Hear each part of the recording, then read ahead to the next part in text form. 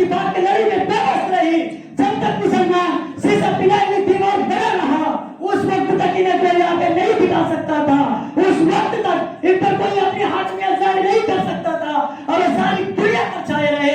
لیکن جب سے انہوں نے ایک دوسرے کو گرانے، ایک دوسرے کی ٹانگ کھینچنے، ایک دوسرے کو زیر کرنے کا عمل شروع کیا۔ السلام علیکم ورحمۃ اللہ وبرکاتہ۔ الحمدللہ رب العالمین والصلاة والسلام علی سید الانبیاء والمرسلین وعلى آلہ وصحبہ اجمعین، اما بعد فاعوذ باللہ من الشیطان الرجیم، بسم اللہ الرحمن الرحیم، وَأَطِيعُوا اللَّهَ وَرَسُولَهُ وَلَا تَنَازَعُوا فَتَفْشَلُوا وَتَذْهَبَ رِيحُكُمْ وَاصْبِرُوا إِنَّ اللَّهَ مَعَ الصَّابِرِينَ۔ صدق اللہ العظیم۔ ہر سمت مچلتی کرنوں نے افسون شب غم توڑ دیا، ہر سمت مچلتی کرنوں نے افسون شب غم توڑ دیا، اب جاگ اٹھے ہیں دیوانے دنیا کو جگا کر دم لیں گے۔ یہ بات آیا ہے دنیا پر، ہم پھول بھی ہیں تلوار بھی ہیں، یا بزم جہاں مہکائیں گے یا خون میں نہا کر دم لیں گے۔ سوچا ہے کفیل اب کچھ بھی ہو، ہر حال میں اپنا حق لیں گے، عزت سے جیے تو جی لیں گے یا جام شہادت پی لیں گے۔ صدر محترم، اسٹیج پر جلوہ افروز اساتذہ کرام و حضرات حکم صاحبہ اور میرے عزیز ساتھیوں، آج کی اس مبارک مجلس میں اور آج کی اس تقابلی اجلاس میں آپ حضرات کے سامنے عالم اسلام کے حالات کو بیان کرنا چاہتا ہوں اور یہ بتلانا چاہتا ہوں کہ اس وقت پوری دنیا میں ہم مسلمان کن مسائل کے شکار ہیں، کن حالات سے دوچار ہیں، مسلمان بچوں پر کیا بیت رہی ہے، مسلمان ماؤں اور بہنوں کے ساتھ کیا کچھ کیا جا رہا ہے، اور ان حالات میں ہم ان مسلمانوں کے لیے اور اسلام کے تحفظ کے لیے کیا کچھ کر سکتے ہیں، اور یہ حالات کیوں آئے، اور یہ حالات کب آئے، اور یہ حالات کیسے آئے، اور یہ حالات کب تک آتے رہیں گے، ان تمام باتوں پر ہم سبھی کو مل کر غور و فکر کرنا ہے۔ اللہ رب العزت ہم سبھی کو، اللہ رب العزت ہمارے سننے سنانے کو قبول فرمائے۔ میرے دوستو، یہ بات ڈھکی چھپی نہیں ہے، بلکہ یہ بات روزے روشن کی طرح آیا ہے کہ اس وقت مجموعی طور پر مسلمانوں کی ہوا اکھڑ چکی ہے، نہ کہیں ان کی عزت و عظمت ہے اور نہ کہیں ان کا رعب و دبدبہ ہے۔ دنیا کا کوئی بھی فرد، دنیا کی کوئی بھی قوم، دنیا کا کوئی بھی گروہ، دنیا کی کوئی بھی حکومت و سلطنت ان سے نہیں ڈرتی ہے اور وہ ہر کسی سے ڈرتے ہیں۔ آج عالمی سطح پر ان کا مذاق اڑایا جا رہا ہے، ان کو ایک ضعیف اور کمزور امت تصور کیا جا رہا ہے۔ آج دنیا کے ہر خطے میں انہیں ذلیل و رسوا کیا جا رہا ہے، دین اسلام کی دھجیاں اڑائی جا رہی ہے، اور حد تو یہ ہے کہ مسلمانوں کے محبوب، رہبر و رہنما اور کائنات کے سردار جناب محمد رسول اللہ صلی اللہ علیہ وسلم کے ساتھ تمسخر کیا جا رہا ہے، ان کا مذاق اڑایا جا رہا ہے۔ اور یہی نہیں میرے دوستو، بلکہ قرآن کریم جیسی مقدس کتاب کو جلایا جا رہا ہے اور اعلان اس کی برمتی کی جا رہی ہے، اور اسلام کے جانشین صحابہ کرام رضوان اللہ تعالی علیہم اجمعین کے خلاف کتابیں لکھی جا رہی ہے، دہشت گردی کا الزام دے کر مسلمانوں کو اور مسلمانوں کے رہنما علماء کرام کو چن چن کر ختم کرنے کی پلاننگ کی جا رہی ہے، طرح طرح کی سازشیں کی جا رہی ہے۔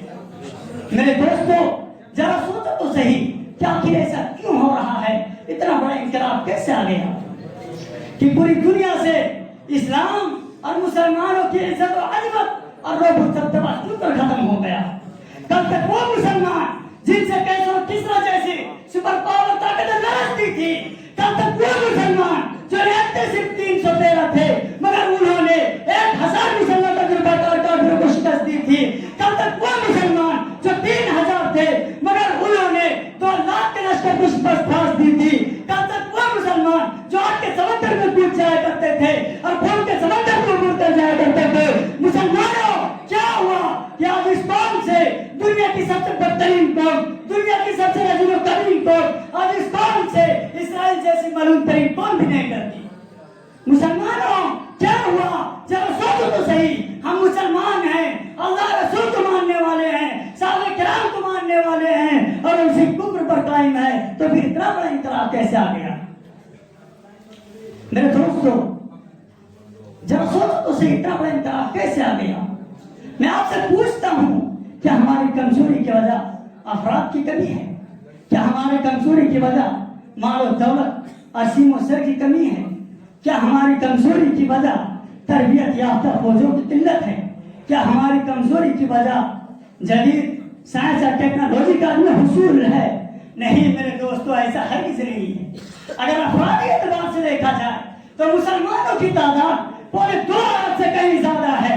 वसाइल के एतबार से देखा जाए तो पेट्रोल जैसे सैयार और सोने के कुएं ज्यादातर मुसलमानों के कब्जे में है। और अगर माली एतबार से देखा जाए तो पूरे आलम में मुसलमान कौम कई ज्यादा मालदार है, लेकिन इन तमाम बातों के बावजूद मुसलमान कमजोर और मुगलों में क्यों हो रहे हैं? मुसलमान हर जगह मार क्यों खा रहे हैं? मुसलमानों पर हर जगह जुल्म सितम के पहाड़ क्यों तोड़े जा रहे हैं? खुदा ताला की ये सरजमीन अपनी तमाम कुशादगी के बावजूद इनके लिए क्यों तंग होती जा रही है?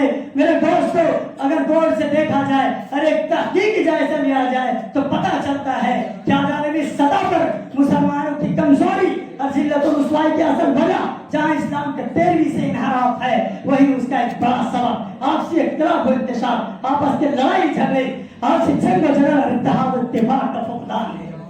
मेरे दोस्तों, पूरी तारीख इस बात पर गवाह है कि जब तक मुसलमानों में इत्तेहाद और इत्तेफाक और मोहब्बत का रिश्ता बरकरार रहा, जब तक मुसलमान को इत्तेहाद और इत्तेफाक की लड़ी में बेबस रही, जब तक मुसलमान सीसा पिनाई में दीवार बना रहा, उस वक्त तक इन्हें कोई आगे नहीं बिठा सकता था। उस वक्त तक इन पर कोई अपनी हाकमियत जारी नहीं कर सकता था और वो सारी दुनिया पर छाए रहे। लेकिन जब से इन्होंने एक दूसरे को गिराने, एक दूसरे की टांग खींचने, एक दूसरे को जेल करने का अमल शुरू किया, जब से मुसलमान कौम छोटी छोटी टुकड़ियों में छोटे छोटे फिल्मों और जमातों में बटने शुरू हुए, उस वक्त से मुसलमान कौम पूरी दुनिया में जलील और रुस्वा होने लगी। उसी वक्त से बेकसी, बेबसी, मायूसी और माशरती खराबियां तमाम तर मुसलमानों के अंदर पाए जाने लगी।